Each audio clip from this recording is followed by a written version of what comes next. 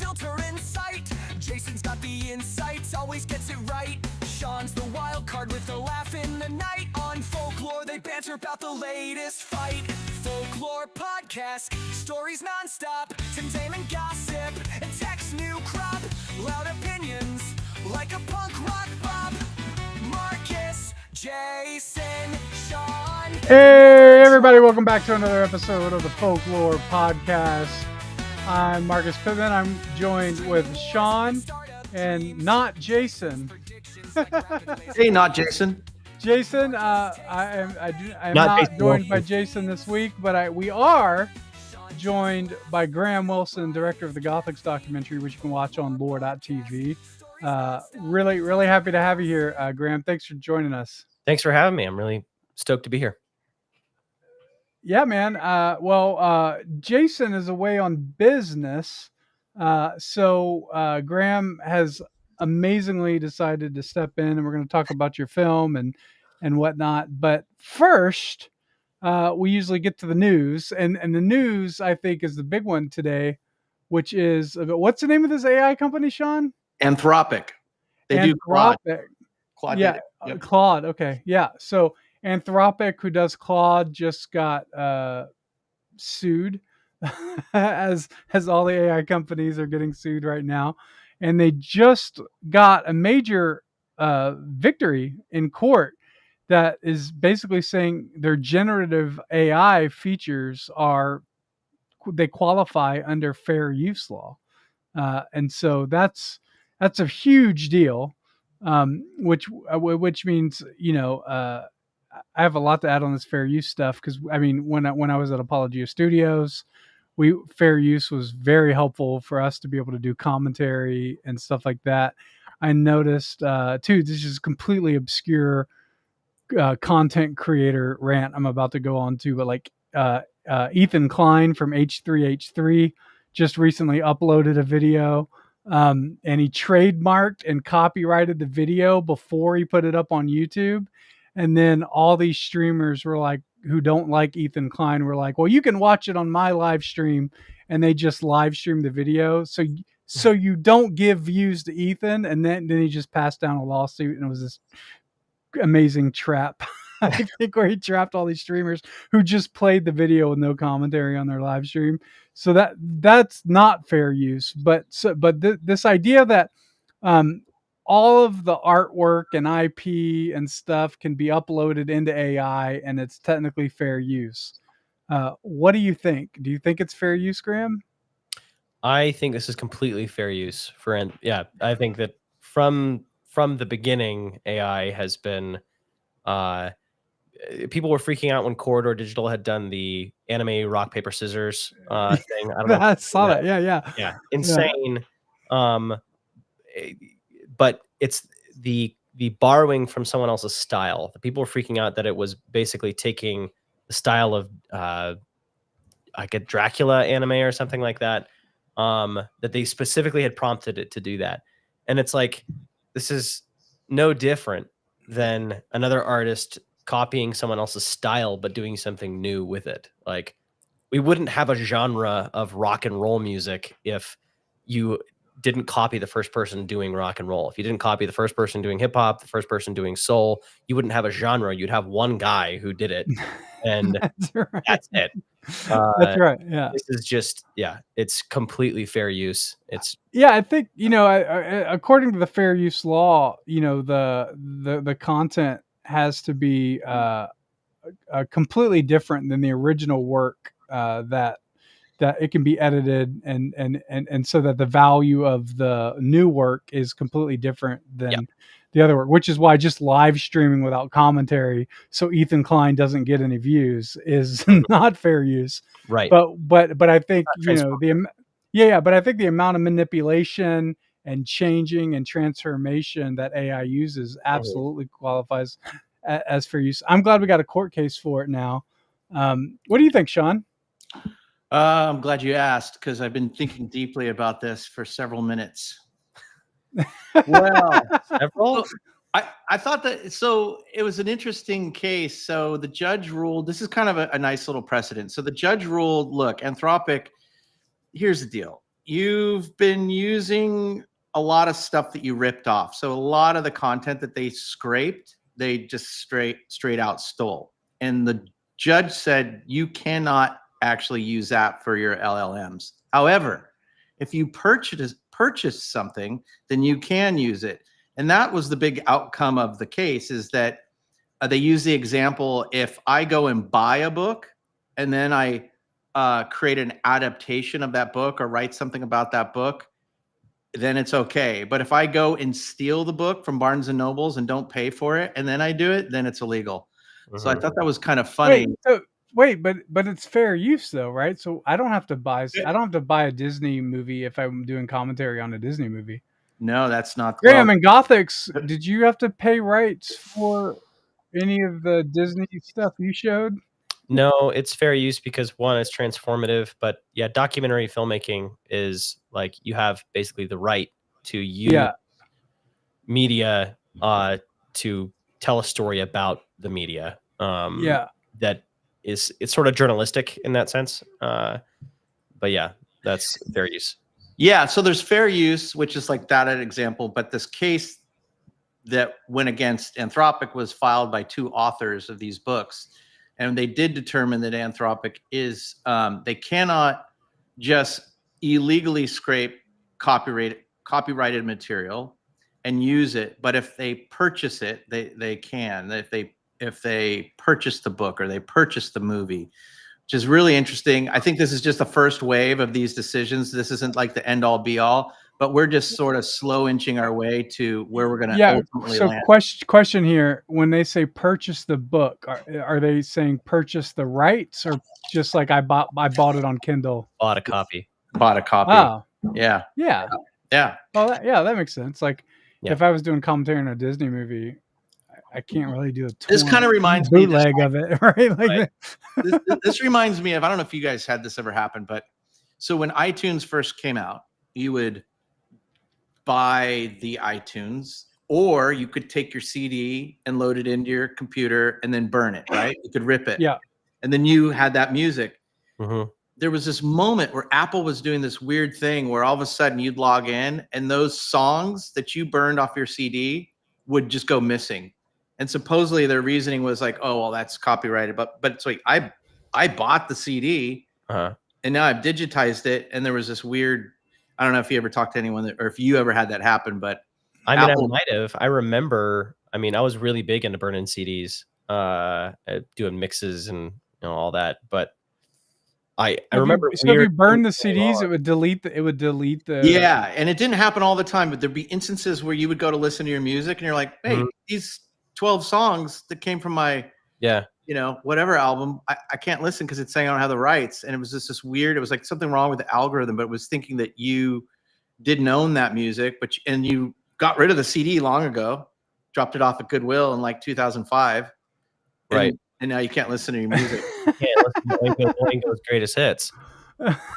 Did you say which greatest hits? Oingo Boingo. That was such a great, Good for Your Soul was a great album. I love that you even know who Oingo Boingo is, Graeme. So I know I have hair like I'm an adolescent, but I'm a bit older than that. I'm very impressed. Can I ask you what your favorite Oingo Boingo album is? Or do you have one?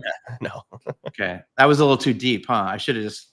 No. Yeah. I was trying to insult your music taste, Sean. It's easy to do. If you saw my list, if you saw my Spotify guilty pleasure list, I'd be easy pickings for you. Isn't Hans Zimmer or wasn't he a part of Oingo Boingo? No. Danny Elfman. Danny Elfman. So Danny Elfman was the front man of Oingo Boingo, which actually kind of started off as a weird Antarctic. They're an Antarctic band. I was going to say Anarchy. Tim Burton's music director of choice. Yeah. So Danny Elfman is the one who created the Simpsons theme song. Yep. And Danny has made more money off of just a Simpsons song than he did every Oingo Boingo album ever made. Yeah. He did the Simpsons theme song? Yep. That's Danny Elfman. Wow. When you listen to that, I learned something new every time I listen to this podcast, man. See, that's what this is all about. You could just flip that into a Jason's trivia lesson. Now it'll only be for the people that listen to this episode. They'll have an advantage if that ever comes up. Wouldn't that be funny too? Because Jason's not here, that he did that question.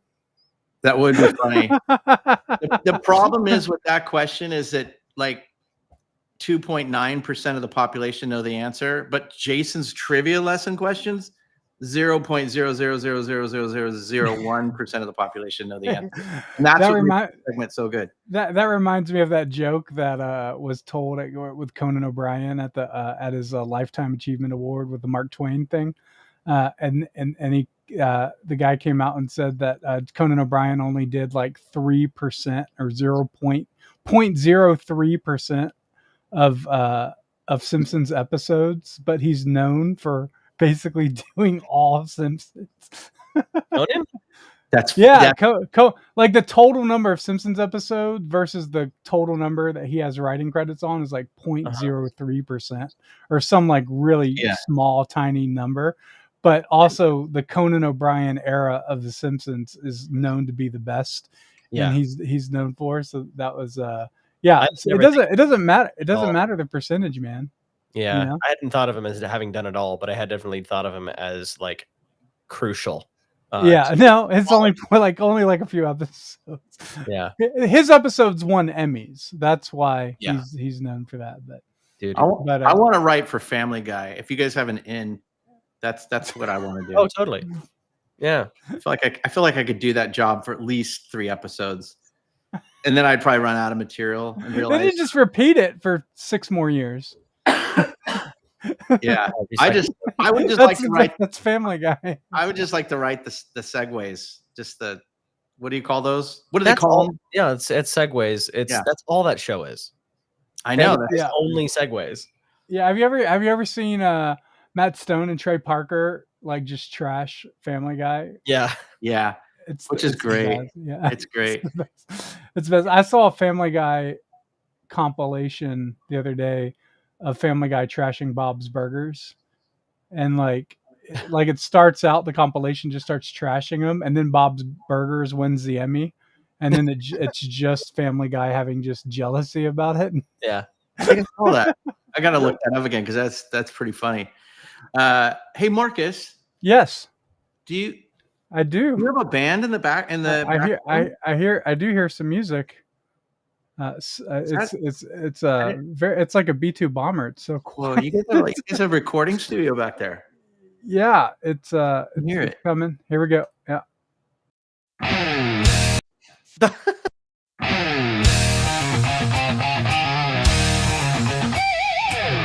Ladies and gentlemen, it's that time again. It's time for Jason's Trivia Lesson.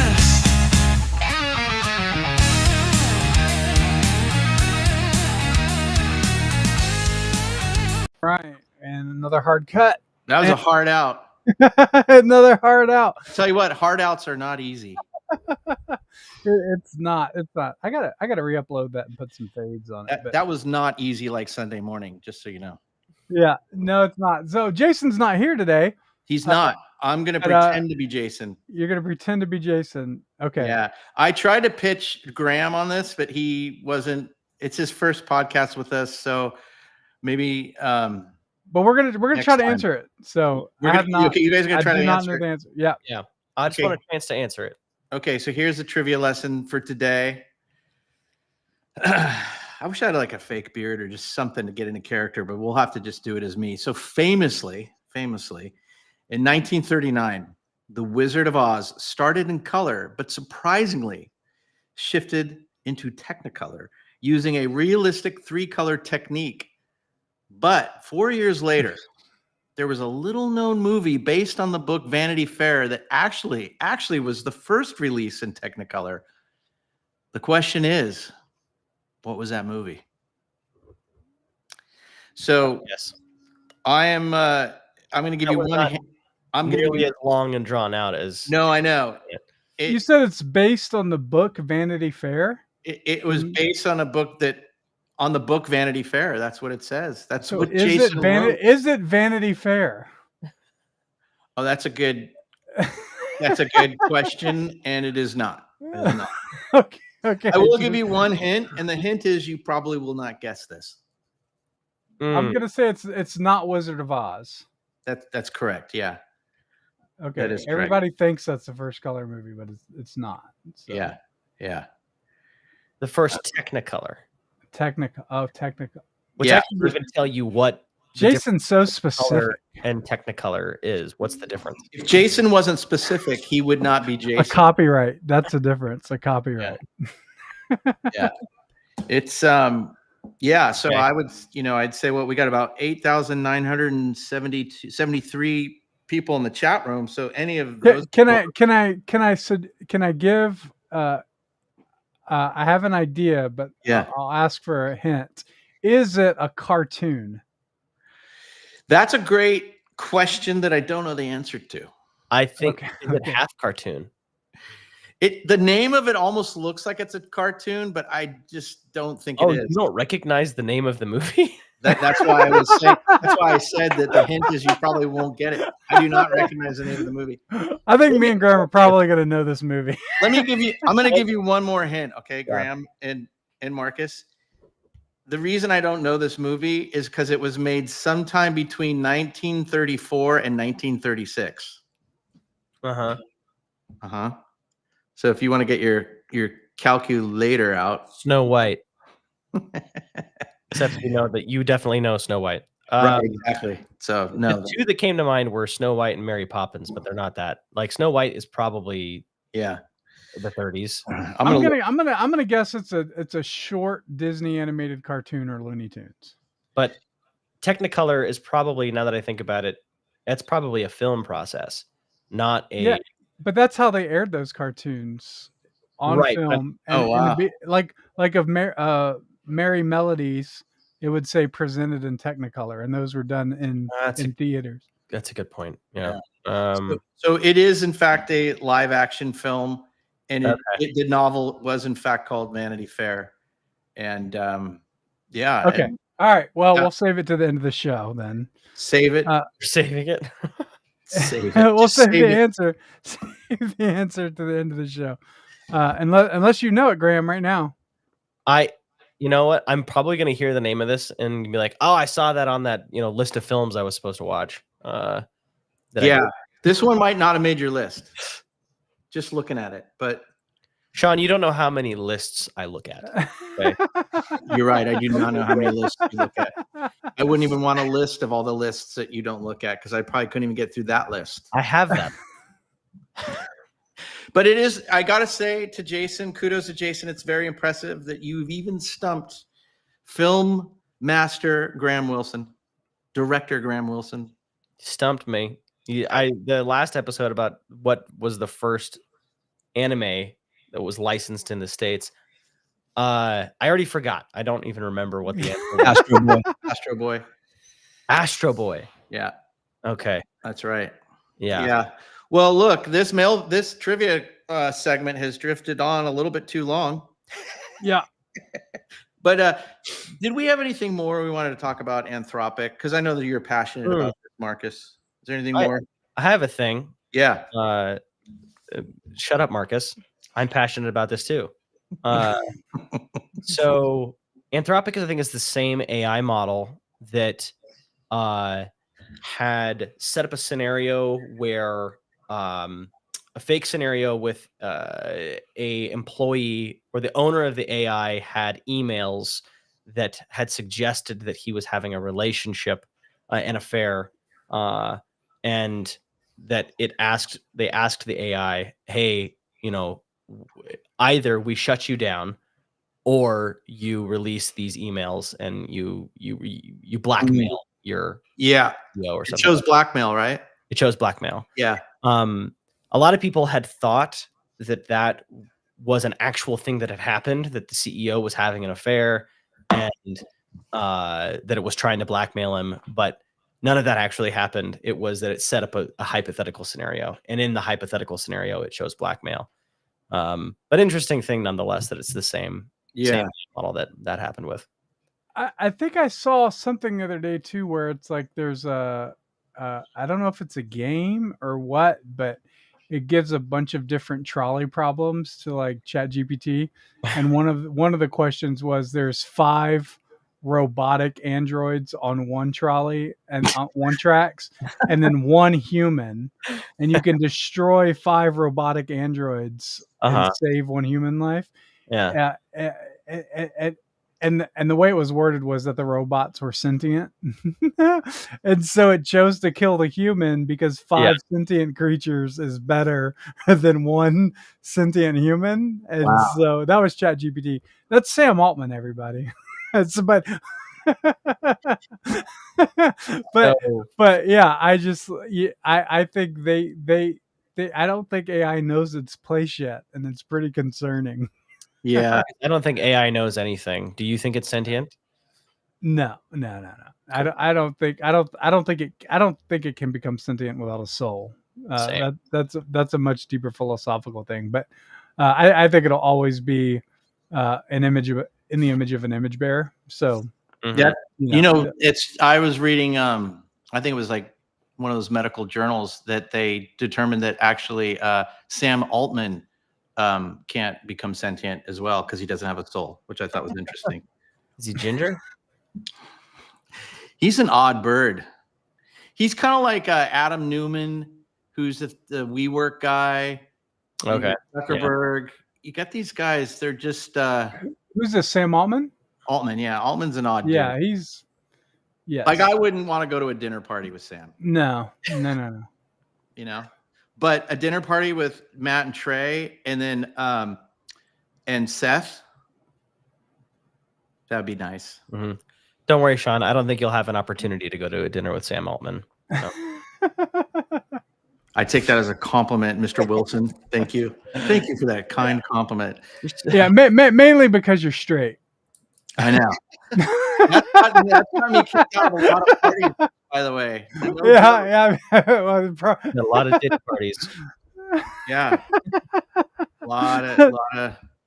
Yeah, I've been disinvited once. They're like, "Oh, you're straight? Yeah, fire marshal, we're at capacity."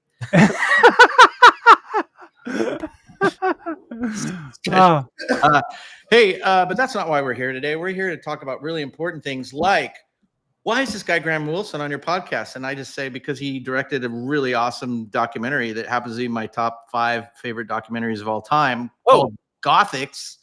I know I just spilled that to you. I wanted to reveal that stat while you were on the podcast. Thank you. But it is a really good documentary. It really is. Yeah. I take back what I said about you not being invited to nice dinners with high profile people. Thank you. I like, yeah. I love HPP parties, high profile people parties. No, but seriously, the film is so good, and I know it all happened when I wasn't at FolkLOOR TV, but the fans funded it. You pitched it. Marcus and his whole group believed in you, and the results are just a really phenomenal film. And what I really liked about it is I feel like you kind of won the documentary lottery. And what I mean by that is that, and maybe explain this to us. Yeah. You were kind of setting out to do one thing, follow this woman who'd had this huge following on Twitch. And while you're doing this documentary, this huge turn of events happens, and you're there to capture it. It sounds like it was totally extemporaneous. Yeah. Is that true? Kind of? Can you? Well, if it's not true, just go with it because it's a great story. Tell us a little bit about like how you found her and what how it all played out. Yeah. The way, I mean, the final conclusion of it all was something that we'd hoped for and we'd prayed for. So it wasn't just, happening to be at the right place at the right time for that moment. It was certainly something that we were, trying to, bring about because we cared about, the subjects of the documentary. But other than that, so basically 2021, beginning of 2021, I have a creative agency production company called Small Media Large. That's probably reversed. I don't know. And we had gotten our biggest client we'd ever had at that point, and they were just sending us a bunch of footage to edit, and we weren't shooting anything, and the check was in the mail, and I get the footage, and one of the, like, it's all looking fine except for one particular clip of this interview that they wanted us to edit together of this trans person talking about how they use the genderless version of a razor because it made them feel sexier. And there's that gut sinking moment of getting that and realizing I have to send them an email saying that I can't do that. I can't edit this. And I told them I was happy to like edit everything else. I wasn't like, oh, you support this, I'm not doing anything with you. And because that's pretty much every company out, in the world, they're supporting that kind of stuff. But I told them I'm happy to do all this other stuff. I can't do this. I can't put my effort into that. I lost that contract because of it. I still have the check uncashed, undeposited somewhere in my file cabinet. Thought about framing it. But basically, after losing that client, our biggest client we'd ever had, the thought that came to my mind was the next thing I do needs to matter. I had discovered Gothix. Vanessa is her actual name. I discovered her like 2 weeks before I lost that client. And I just thought I should try and reach out to her. So I spent like a week just trying to get in touch with her. And the thing that actually finally broke through was a YouTube chat message during one of her live streams. And I had just typed in, hey, Gothix, I'm a filmmaker, would love to make a documentary about you. How can I send your proposal? And she sent me her email. She later told me that she had seen all of my other attempts to message her and did not respond because, like, who is this freak from Idaho trying to learn where I'm from and make a documentary about me? Yeah. She was making sure you're not a simp, Graham. Yeah, I could have been. It could have been, yeah. Maybe I am now. Nah. So I send this proposal to her, and we set up a video call. We take this video call in this room here, and I make the pitch, and she is, kind of on board with it, not 100% sure. And then my family, my wife and my kids had come in to see me while I was on the call, and she said, okay, this guy's normal. Like, it's not a serial killers with families are a lot. Yeah. This is why you should never take these first calls while you're at the Diddy party, because you can, it'll go south quickly. Yeah. We're having a great time. So that was beginning of 2021. She said yes. 2 weeks after that video call, I think I was in Rhode Island and we were filming. And the idea, for everyone who doesn't know the actual story, why I had, why she was such a significant figure that I thought was worth telling a story about, was because if you've seen what she looks like, she's a Black woman in the goth fashion scene with the side shave cut, piercings, tattoos, everything that would tell you that this woman is a super leftist social justice warrior, all about that kind of. I see someone in the chat said Granessa. Yes.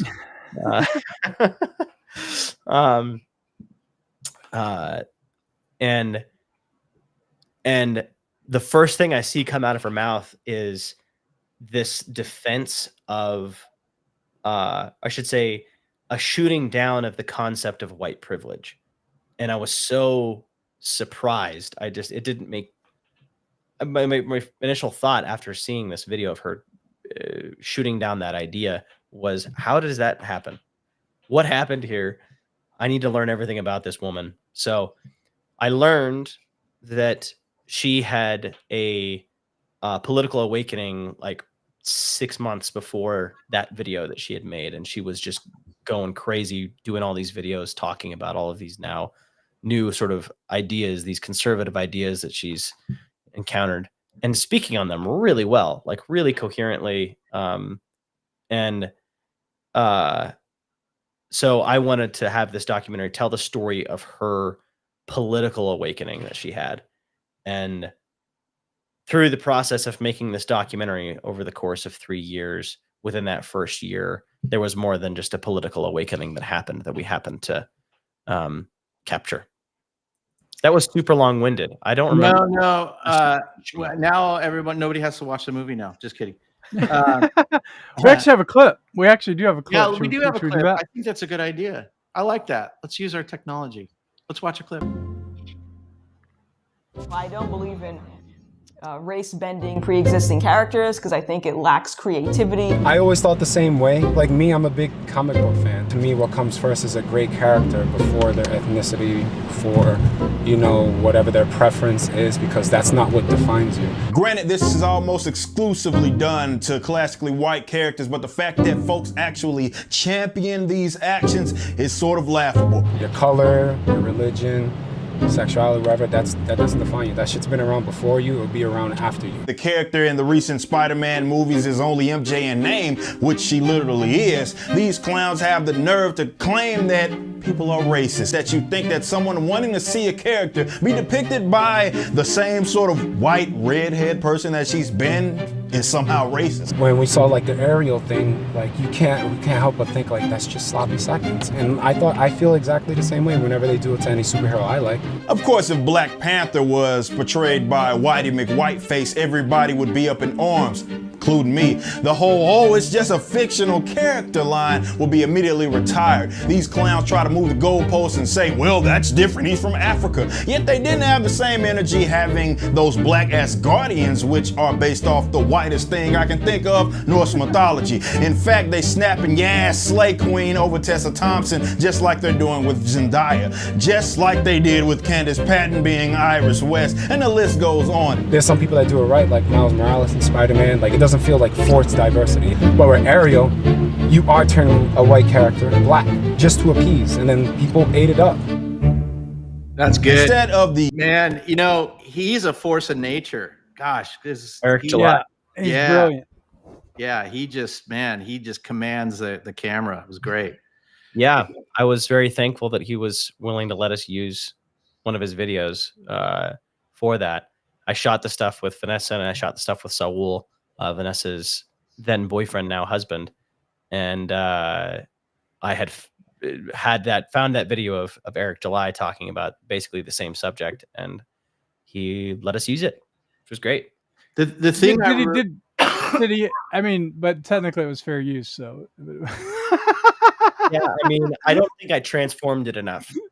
Maybe not. Yeah. The thing I really like about the film, there's so many layers to the film. There's so much great social commentary, but you know, the thing that's great about it is it's really a great analysis of the human journey, and Great character development. Great character development, yeah, and the fact, like, I think about if I put myself in those shoes where you had all this traction, you're really popular, everybody loves you. She just was gaining all this following, and you were tracking that. And she says one thing, and she's not only canceled and destroyed, but the keyboard cowards, you know, inflict this emotional terrorism that could crush even the strongest soul. And it's really tough to come back from that. You know, you really, Thanks, Lindsay.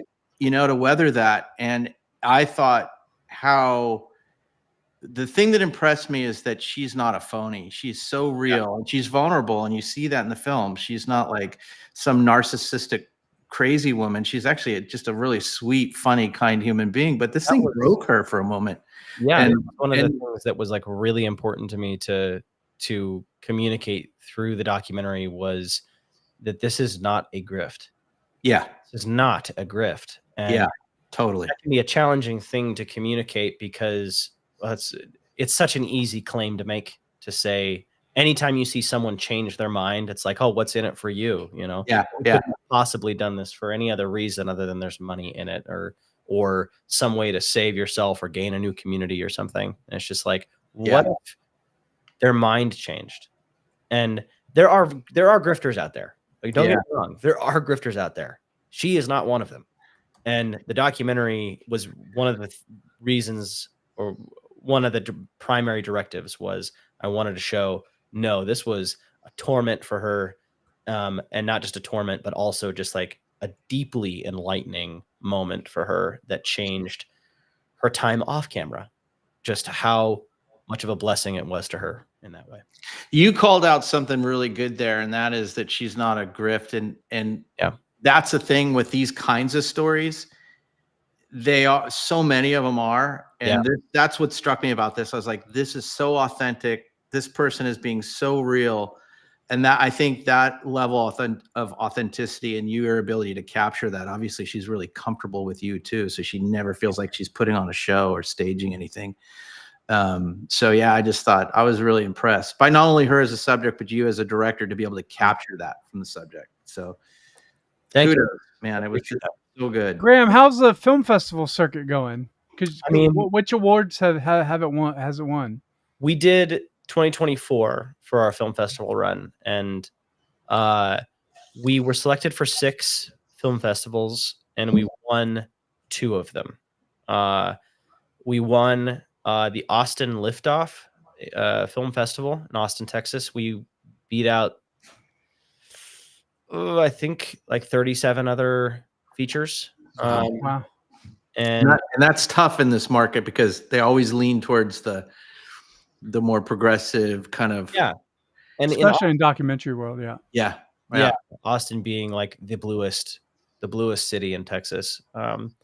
And so that was surprising. We were really shocked by the judge sheets that they gave back to us of the judges talking about the process that they went through in watching it, and that the usage of the word convicted, that it was convicting to people, was like, okay, that's what I wanted.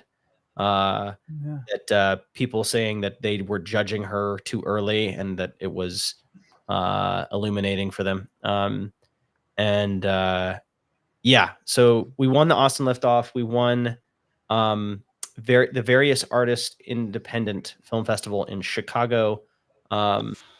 And those are the 2 that we won. And then we got the Austin Liftoff is a part of a larger film festival circuit called just the Global Liftoff. And we, after having won the Austin Liftoff, there's another, I think, 11 cities that are other parts of the Liftoff Film Festival circuit. And so total of 12, you'll have 12 documentaries, from, one from each of these cities. And if you're in the top 3, you move on to the Global Liftoff. And we were in the top 3. Wow. So that's great. That's probably out of like 200 some, I don't know about documentaries, but 200 some feature films. And I think it was 200 some documentaries. But yeah, that was a great thing. We didn't win the Global Liftoff, but just being in the top 3 was wonderful. Yeah, that's great. London was really significantly less likely to win with a film like this in London. So yeah, what are you dreaming about for your next project? Doc, scripted? What do you got thinking? I'm working on scripted stuff. I'm pretty open to doing documentary. If anyone out there has ideas for stories for a documentary, I'm open to hearing about them. It has to be something that strikes me as I care deeply about it. And I won't just do the kind of documentary that I want to do is one that the story has the opportunity to be progressed by the documentary having been done about it. Like, I don't think I grammatically said that really well. No, that happened with me with the documentary I did, where Babies Murdered Here. Babies Are Murdered Here. We dropped the trailer for it, and the trailer created hundreds of people all over the country making their own sign that said "Babies Are Murdered Here," and that became the film just from the trailer. We were the fundraising trailer, and so that was like and then now I think those signs are at every abortion clinic in the country now. Yeah. So I mean, like, that was kind of tremendous and unexpected. That's awesome. But one of the things I really like about Gothix is, a lot of times in documentaries, you don't really get character development because a documentary is about the character in that moment. Yeah. So, if you think about like Tiger King, for example, all those characters remain those characters throughout the whole thing. There's really no shift. Yeah. But the documentary, Gothix documentary, takes place over 2 years, and that a very significant shift happens at the 1 year mark. Right. And then you get to see sort of the maturing of that. Yeah, and like Sean says, that's like the documentary lottery, right? When I was the first time I watched Making a Murderer on Netflix, I was like, man, these people won the documentary lottery, because you could just see this, like, this whole story was happening, and they just happened to be the ones that had the rights to film it and connected with the family and stuff. And so, it's very rare something like that like really comes along and you got it. And that was providence and skill in how you captured it, for sure. So a lot of prayer. A lot of prayer. Yeah. So great job on that, man. Great job on that. Sean, do you have any, did we get any letters? We did get, I got a couple letters, but let's see what we got here. No one mailed any letters, unless, did you change your address? I did not know. Okay. Cause let's see the ones we got. We got some emails. What do we get here? It says, "Dear Jason and Marcus, I wish people realized I'm on this podcast. This is from, oh, wow. This is close to you. This is somebody in Boise. Oh, hey, Jason and Marcus, I think Claude AI just scraped my grandmother's Depression era recipes off the internet, and now it's writing food blogs that start with, during World War II, I too had to fight off raccoons for lard. Where's the justice?" This is all right. I had seen one of the most horrifying Depression era canned foods a family friend of ours had found in his barn. Did he eat it? I hope not. Okay. It was canned possum with cream gravy. Are you being serious? Dead serious. Yeah. Canned possum. Possum that doesn't even sound great at all. It's horrifying. That sounds like that sounds like, dude, he could sell that to some YouTubers for a pretty high price, and they would open that up and eat it. The thing about that's heartbreaking for me is, like, this is an unpopular opinion, but I really like possums, and I think they're super cute. Now, have you ever seen baby possums? Yeah. They're just the cutest little things. People freak out on possums, but I'll tell you what, they've been here a lot longer than us. I think they're the oldest marsupial in the North American region. They go back like a long time. But I saw a video on Twitter of like a possum with like 8 babies attached to its back, and the video was like, "Oh, how cute!" And like all the comments were like, "Get this out of my house! Get this out of my yard!" I was wrong about precisely what it was. It was creamed possum. With sweet potatoes garnished in coon fat gravy. There's so many things wrong with that's reminds me of the skit with Steve Carell and Steve Colbert, where they're the waiters and they can't keep they're acting like they're going to throw up as they're taking the listing off what's on the menu. That's disgusting, by the way. Yeah, coon fat gravy. That does not sound appetizing at all. Wow. Sorry to derail, but I feel like you might be surprising. There's a couple more letters. Do you guys want to hear another letter? Yeah, sure. Okay.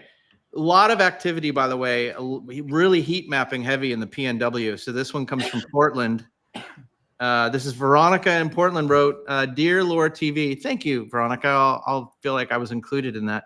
So apparently Claude AI can now read any book as long as it's bought it. Does that mean if it buys my self-published vampire erotica on Kindle for 99 cents, it can now quote it during congressional hearings? Because honestly, I'm not emotionally prepared for Lindsey Graham to hear the phrase lustful fangs of bureaucracy. Sincerely, Veronica. I don't know who's right. These people are, we have some really interesting listeners. I don't think that you need an AI bot to say that, for Lindsey Graham to say that. No. Lindsey's another guy that I don't think I'd want to go to dinner with. No, you would not. You would not want to go to dinner. No. So there's way too many strings attached to Lindsey Graham. Yeah, dinners. I think him and Sam though would make a good couple. Probably already connected. I'm sorry to both Sam and Lindsey. I don't know either one of you could be really super nice guys, but I totally doubt it. But all right, you got the answer to the trivia question? I do have the answer to the trivia question. While I'm doing that, Nigel from the band texted you in Slack. I think he sent you a demo, and he wants to make sure that you can see it and that it works. Because they tried recording on a new system today. I can see it. I just don't have. You'd have to download it and send it to me on Slack. Okay, hold on, because I got to multitask right now. But while I'm out multitasking, let me read the answer. Okay, so the question was, famously in 1939, The Wizard of Oz started in color, but surprisingly shifted into Technicolor using a realistic 3-color technique.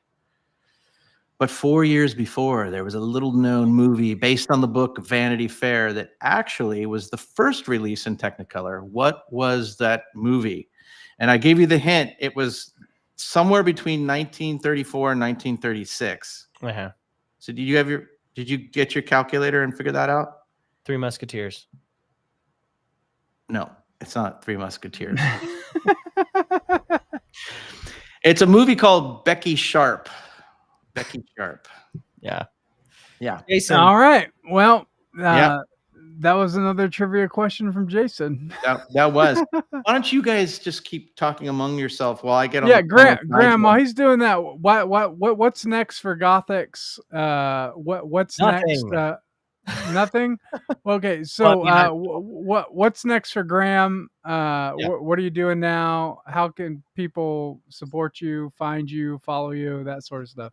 Yeah, what I'm doing right now, I'm in the middle of producing a short film for just the heck of it, making something that I believe is going to be fun, and it'll be free to watch on YouTube.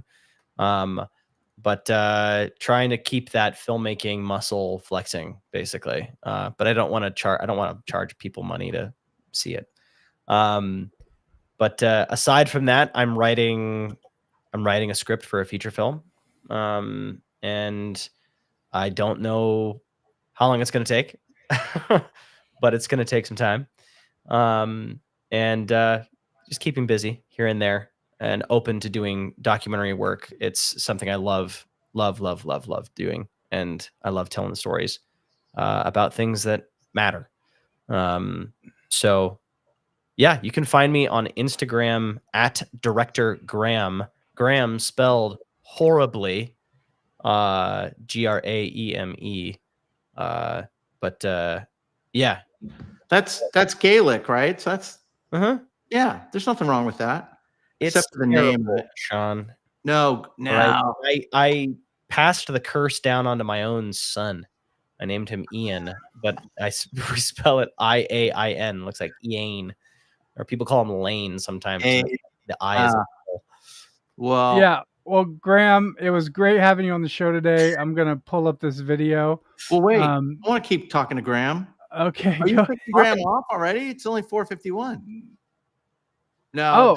Okay. Graham, we'll just talk while he's checking the gate. I'm so confused. No, okay. Graham, I just had one last question for you. Yeah.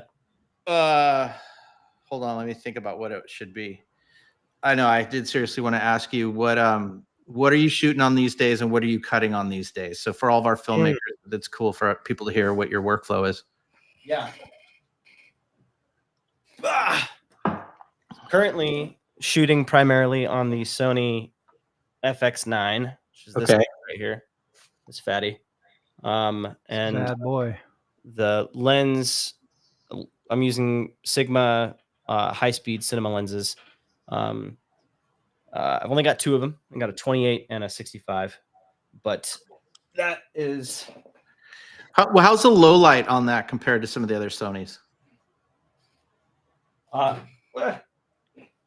the low light is great. Sony cameras are amazing for that, especially the Sony Cinema line. The low light on this guy here is even crazier.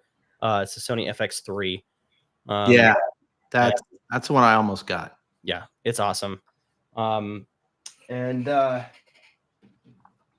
editing on DaVinci. A lot of people are moving to DaVinci these days.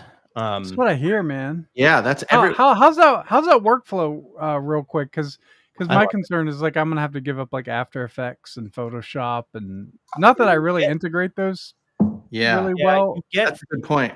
You get Fusion, and I'm trying to. I was like never great at After Effects. Like I could use it when I needed to use it, but never super efficient. So that hasn't been too much of a loss for me. Just learning Fusion. The biggest thing that I'm trying to gain moving over to DaVinci is, or I should say regain. I was really good at a masking process, masking stuff in Adobe Premiere. I don't have a good workflow for masking stuff in DaVinci yet. Aside from that, everything else is just a dream, dude. It is so good. Like, yeah, even with that, masking workflow that I don't have worked out yet. 100% DaVinci is where you should be. Like, yeah, okay. It's so good. And is it still? How is their business model? Because there's a free version, right? That you can, and then, which blows my mind. Because now, Creative Suite with Adobe is like a $700-800 a year package. I like free better. That seems like a better deal. DaVinci, the free version of DaVinci is solid. Like, there's no reason to do any other editing program if you're starting out other than DaVinci free version. Then the studio version is $300 and it's a one-time payment. Oh, wow. It is the stuff that the studio version comes with is mind-blowing. How was the learning curve on the workflow with DaVinci? Not bad. Not bad. Yeah, I mean, yeah, it was a little bit of learning. Masking is really the only thing that I'm trying to figure out now, but it is 100% cool. Yeah, totally worth going to. Well, I got like 8 more questions, but we have 6 more minutes, and we have a band that I think did some today. What's a genre? What's a genre today? The genre is kind of poppy synth new wave, 80s style. Okay. Let's let the song play out, but before we go, just tell everybody, please support artists like Graeme. You can subscribe to FolkLOOR TV and watch Gothix and a lot of other shows, but you can also now, even if you're not a subscriber, you can go on FolkLOOR TV and just buy some loot and look at projects that you're into and fund them. You can buy loot as cheap as $4.99. You can buy a whole bunch or a little bit, but every little bit counts, and we'd love for you to check it out. Thank you, Graeme. Yeah, the Charlie and Evie translation right now. Yeah, that's what I'm putting my. Yeah, Charlie and Evie translation. Yeah, me too. Yeah. And if anybody's out there, if you haven't heard of Billy Jack Animates, go to Billy Jack Animates on Instagram and look at all of his animations are mind-blowingly funny and good, and they're short, and yeah, he's awesome. So without further ado, should we outro this week's episode with some 80s pop synth music? Okay, here we go.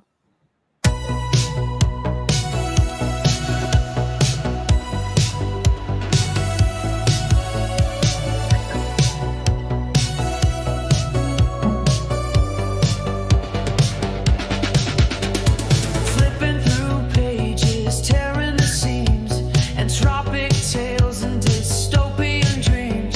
Your tricks are cheap, your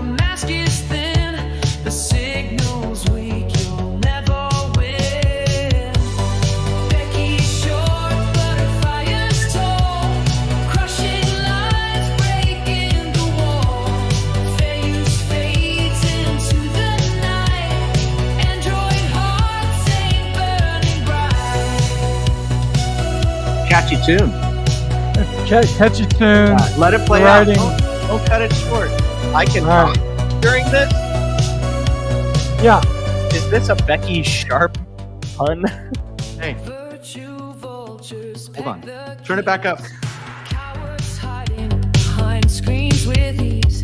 Sam said no and locked the gate. Party's over.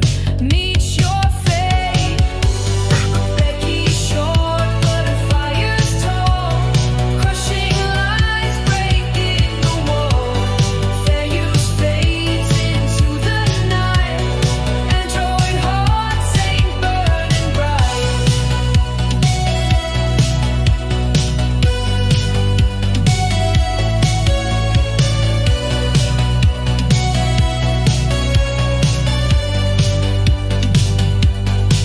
Hey, wait for it.